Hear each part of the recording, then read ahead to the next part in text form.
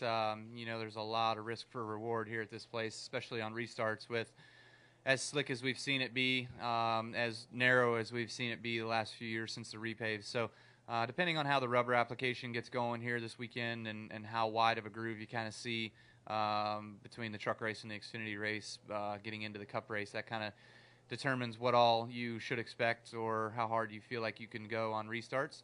And past that, in the last week's race, obviously just I didn't go back and rewatch it, but just kind of remembering what I remember about it.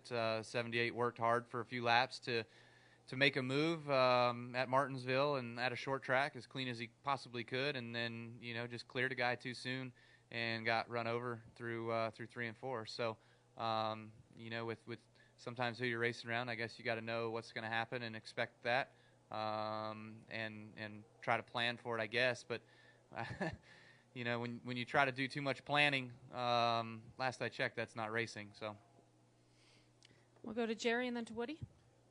Jerry Jordan, KickinTires.net and PRN. A couple real quick. First off, yesterday you guys were at Toyota headquarters. What was that like? I was over there for a while. That seemed like it was a really big deal with the people that work there at Toyota.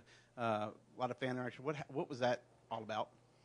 Yeah, so we've had Motorsports Day at Toyota for, I don't know, since I've been there, I think. Normally it's been out in California and Torrance at headquarters out there, but they shut that place down, and 2 other places, I think, that were big office spaces for them, and they've converged all of that and put it all together here in Plano, Texas. So Toyota headquarters has got 1,000-something employees at it, and it's in celebration of all the associates and just being able to go out there. It's guys like Antron Brown and myself and J.R. Todd, the other NASCAR guys, drag race guys, all the forms of motorsports, including drifting, everything that Toyota's involved in, that all the drivers converge, get together on a single day, and go celebrate with the other associates out there. And also, looking forward to Homestead. You've got 2 races before we get there. What do you like your odds, or what do you put your odds at being one of those Final 4 and then going on to win that championship? Yeah, I'd like to think our odds are pretty good. Obviously anything can happen. We won Martinsville last year and came here, and we had 2 flat tires in the race, and we didn't fare very well. So you still have to have some luck on your side and have everything kind of go your way. It's tough to rebound sometimes after a difficult start to a day, or even if you have trouble later in the day, it's really difficult to rebound and get a good finish like you need. We'd love to be able to win and automatically lock ourselves through, but if that's not the case, then you just got to be smart and mindful of a good points day and try not to hurt yourself and minimize mistakes if some are made. You go back to the front to Woody and then to Chris. So Woody came with MRN. Kyle, speaking of looking ahead, just wanted to get your thoughts on Phoenix with the move of the start-finish line to coming off of what used to be turn 2, and how you think that might impact the race next week. Yeah, I don't know that it'll change a whole lot really. Have to kind of wait and see, I guess. But overall, the race, the restarts are going to be the biggest difference that I see, and to me, it's kind of going to remind me of Richmond, I'd say. A lot of us are restarting in the turn at Richmond, and they thought that was kind of going to be a problem when they first asked me. They're like, hey, as far as start-finish line placement, where do you think it can go or should be, or where would it be weird for it? And, I'm grateful they asked me, but I told them exactly that. I'm like, look, where Richmond's is, we're in the corner almost anyway, so it doesn't matter. It's just a matter of where it is and kind of what's going to happen with guys coming up through the gears and where guys are going to go once you clear the start-finish line, on the restart and fanning out and getting off into turn 1. There's not a lot of room out there, and with the speed that you need to carry through 1 and 2, it's going to be pretty crazy, I think. We'll go to Chris and then Dustin. Yeah, Chris, nightcatchfence.com. Kyle, the Halloween video kind of went viral this week, which was really cool. I was just wondering how much fun it is to have a sponsor interact like that you can, and the impact that you leave on those kids and those families, because it seemed like that's something that would carry with those kids for many, many years to come. Yeah, obviously it was, a pretty cool concept and idea. I'm going to take 100% credit on that, that it was my idea. I came up with it on Thursday, and we did it on Tuesday. So, it just, I don't know. I mean, sometimes you think those are brand people that come up with those ideas and say, hey, go do this. And honestly, it was me asking them if I could go do it. And so, we had to go through the whole approval process of being able to go do it and have releases and everything else for it all. So it's crazy the amount of hurdles you have to go through sometimes to be able to go do something kind of fun that's just off the cuff. But honestly, it's cool. At first, it was a little rough. We hit a few houses that nothing was happening. It's like, man, this is going to be a dud. And then finally, we hit a neighborhood where many of the kids got home, I guess, or were home and kind of saw me moseying around.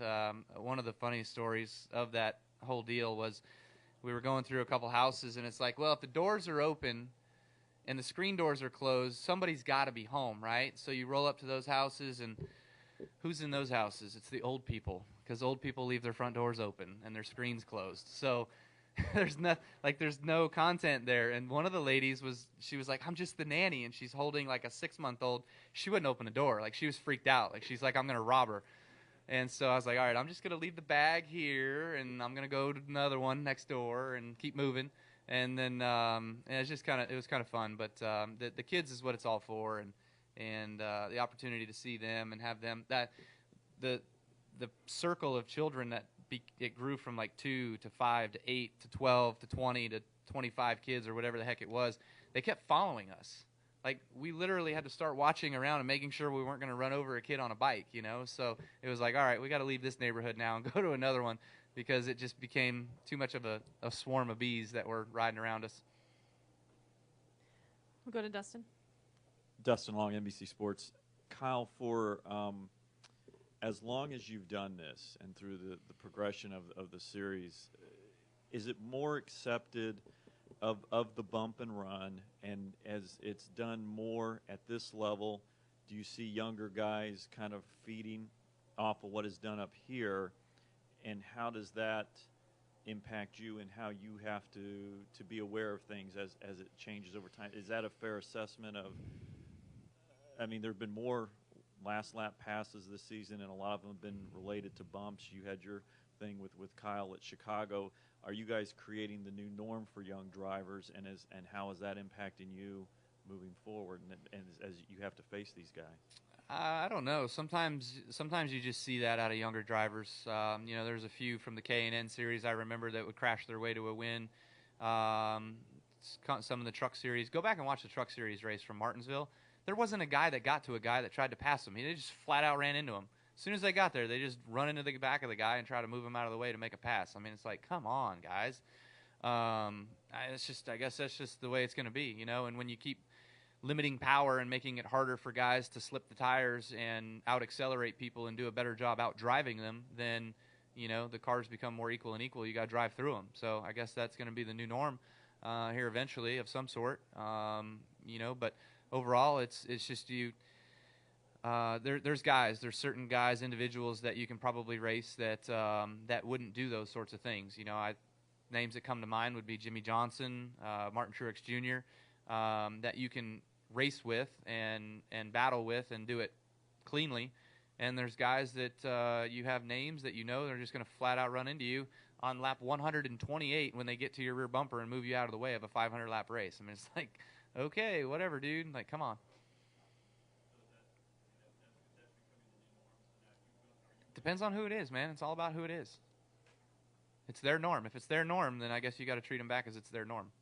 But when you do it back because you're doing it to somebody that will do it, then you're now associated as being that kind of guy. So, how do you balance that? I don't know. For instance, if if it was, I don't know, if it was me and Joey flat out ran over me when he got to me at Martinsville, then when I go back on him the next time, am I just doing it because it's Joey, or am I doing it because it's me? You know what I mean? I would say I'm doing it because of who it is, not that that's the way I want to do it. All right, Kyle. Well, thanks for joining us today. Good luck on Sunday.